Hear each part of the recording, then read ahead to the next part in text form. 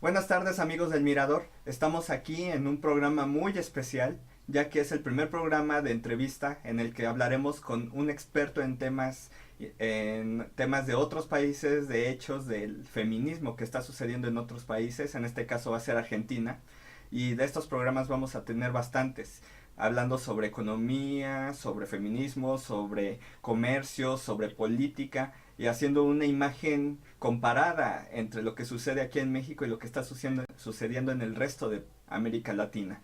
Bueno, para esta primera entrevista tenemos a Patricia Bustamante, quien es abogada en derechos humanos, abogada feminista, y con la que vamos a hablar sobre el tema que allá está sucediendo, que es un movimiento que se ha impulsado por toda Latinoamérica y que pues al fin ha llegado a México. ¿Qué tal, Patricia? Bienvenida a este programa. Hola, muchas gracias. Bueno, Patricia, quisiera que nos empezaras contando un poco de lo que está sucediendo allá en Argentina, cómo ha estado viniendo esta lucha por el derecho al aborto que está pasando ahorita ya. Bueno, contarte que yo pertenezco a la campaña nacional por el derecho al aborto legal, seguro y gratuito que existe ya hace casi 14 años en Argentina. Esta campaña se creó a partir, bueno, la idea de que existe esta campaña se gestó a través de un encuentro nacional de mujeres.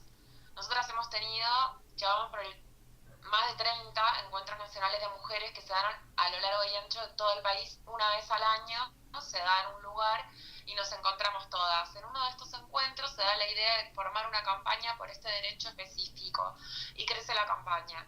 La campaña tiene un lema que es educación sexual para decidir, anticonceptivos para no abortar y aborto legal para no morir.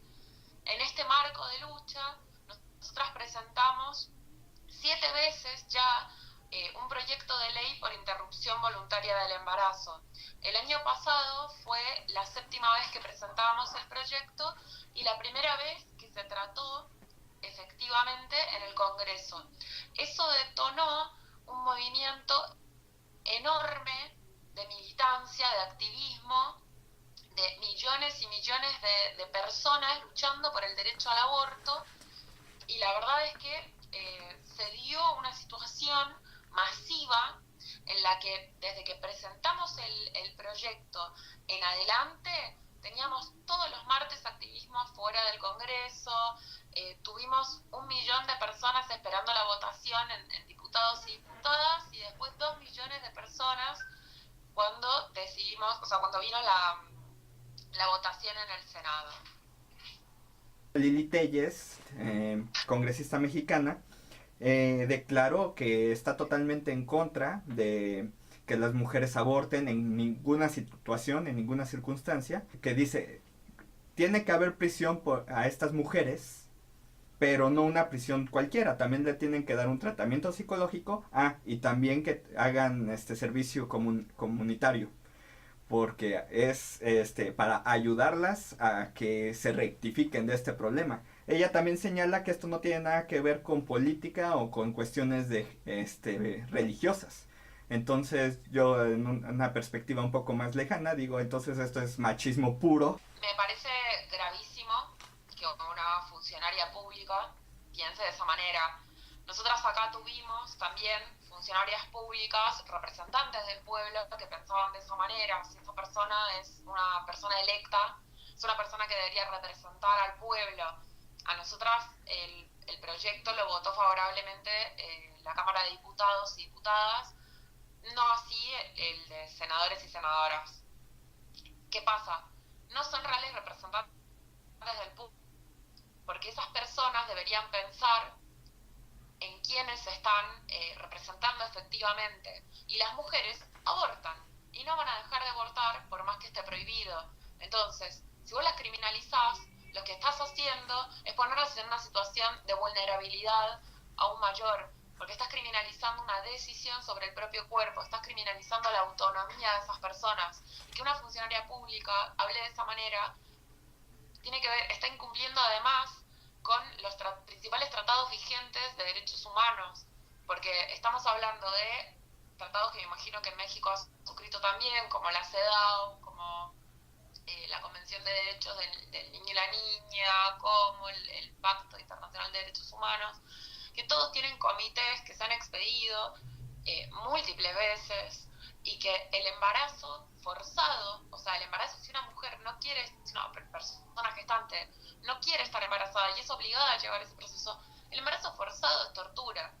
De hecho, tengo que señalarte que tienes razón. En México se han firmado todos estos tratados, pero como muchos otros tratados, como lo han hecho muchos otros servidores públicos del país, antecesores, los firman, pero no los cumplen.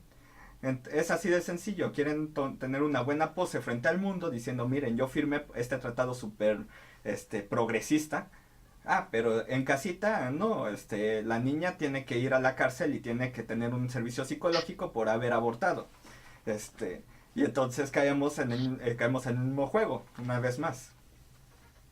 Pero ¿sabes lo que pasa? Que hay una hipocresía muy grande, porque detrás del aborto clandestino hay muchísimos negocios que muchas veces a mismas personas terminan encubriendo, porque resulta que detrás el aborto, como te decía antes, es un tema de justicia social. Las personas que tienen recursos van a abortar igual. Porque todas las mujeres y las personas con capacidad de gestar que no desean mantener un embarazo, se las van a arreglar y van a abortar. Nosotras acá tenemos mujeres muertas por realizarse abortos con ramas de perejil. O sea, ese es el nivel.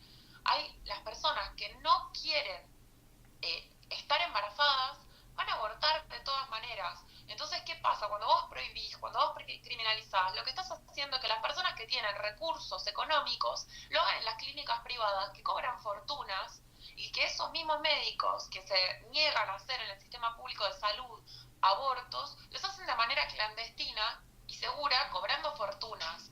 Entonces, ¿quiénes son las que no pueden pagar? Las que terminan con el perejil, la percha de ropa y demás situaciones inseguras, mismo con quienes no tienen recursos simbólicos como el acceso a la información, porque sabemos que podemos abortar con pastillas de manera segura, con el misoprostol y la mifepristona.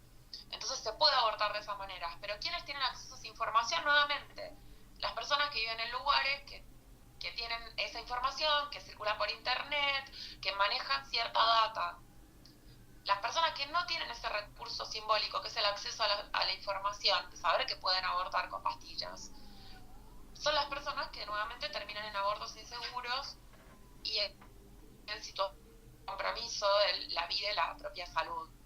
Entonces esas personas que están en contra del aborto y que pretenden criminalizarlo, criminalizar a las personas que hacen eso, lo que están haciendo, además es hipócrita, porque es un negocio millonario el que está detrás de los abortos clandestinos, ya sea las clínicas privadas o también incluso acá en Argentina, cuando comenzó el debate y se empezó a hablar del misoprostol, que es la droga que se usa para abortar, que está en pastillas, la droga aumentó más de 10 veces el precio. Porque es un negocio la clandestinidad. Bueno, Patricia, lo último que te quería hablar, porque ya tenemos poco tiempo, es sobre una situación que sucedió en México, pero en Argentina no se llevó a cabo. Estoy hablando en cuestión del acoso callejero, del acoso contra la mujer en el transporte público. En Argentina hace unos años estaba promoviéndose la ley para que en el subte hubiera vagones exclusivos para mujeres. Debo de decirte que en México ese tema ya está desde el año 2000, que llevaba que las mujeres se podían mover en el transporte público a ciertas horas en vagones exclusivos en nuestro sistema de transporte metro. Y era solamente en horas de demasiada confluencia en el transporte. Últimamente esto ya es permanente, que quiero decir que ya es 24 horas, o sea, todo el tiempo todo el horario del transporte público hay vagones exclusivos para mujeres donde los hombres no pueden ingresar. Y ha habido muchas situaciones en las que hombres se meten en el vagón, tal vez sin querer, tal vez con querer.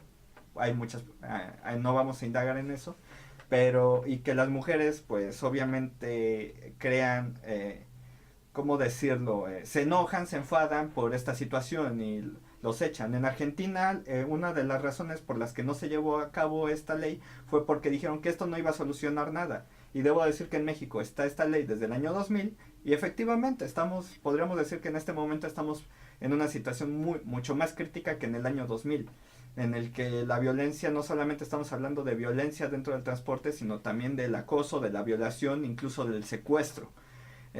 Y efectivamente, a lo que decía, el tema que decidieron en Argentina por el cual no implementar, lo que era que no iba a solucionar nada, me parece que estoy muy de acuerdo en una cuestión ya llevada a cabo. ¿Tú qué opinas?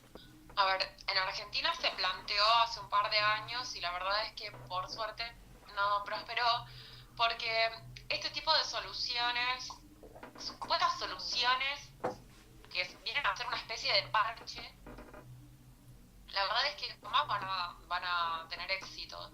¿Por qué? Porque la situación de la violencia hacia las mujeres, lesbianas, travestis y trans, la violencia contra nosotras viene por un sistema, por una estructura de la sociedad, y esta estructura, que es el patriarcado, es con la que hay que terminar. Y eso, al ser estructural, necesita una movida que tenga que ver con la educación, con las nuevas masculinidades, con la prevención. Entonces, separarnos a varones y a feminidades no sirve para nada si es que no está todo eso de fondo, porque en el fondo es decir, no tenemos problema con que ustedes sean violentos, con que los tengamos lejos, es un signo malísimo, porque en el fondo no está diciendo que la violencia está mala o que no deberían ser violentos. Lo que está diciendo es que si nos mantienen separadas va a estar todo bien. Me parece que estás diciendo algo muy importante y un mensaje muy importante que deberíamos de absorber aquí en México, que es soluciones parche. Aquí en México existen muchas de estas soluciones parche que no están funcionando para nada y que sin embargo de alguna manera nos hacen sentir bien de que estamos haciendo algo. Pero bueno, nos queda muy poco tiempo. ¿Quisieras terminar con algo? Me gustaría, ya que estábamos hablando al inicio de la entrevista, hablando del derecho al aborto, me gustaría contar que en Argentina vamos a volver a presentar el proyecto de ley, así que esperamos que este año se vuelva a tratar y la verdad es que nos gustaría muchísimo que esta marea verde se expanda por todo el mundo, porque no puede seguir sucediendo que las mujeres no podamos decidir sobre nuestros cuerpos. Es algo tan básico el poder decidir sobre el propio cuerpo, que la verdad es que sí, le deseo a todo el mundo educación sexual para decidir, anticonceptivos para no abortar y aborto legal para no morir. Muchísimas gracias por ese mensaje tan bueno. Y en México también ya la marea verde llegó con fuerza y me parece que muy pronto tendremos a un México y a una Argentina y esperemos que también muy pronto a un Latinoamérica libre en esta situación. Te agradezco mucho que nos hayas acompañado. No, muchísimas gracias a ustedes porque es muy importante difundir este tipo de temas y la verdad es que nos tenemos que unir todas, principalmente Latinoamérica y el Caribe, nos tenemos que unir para que todos estos derechos por los que estamos luchando los vayamos consiguiendo entre nosotras todas, entre nosotres, todes, apoyándonos. Bueno, pues muchísimas gracias. Y amigos del Mirador Economía, les agradezco mucho haber estado con nosotros y los vemos para la siguiente transmisión.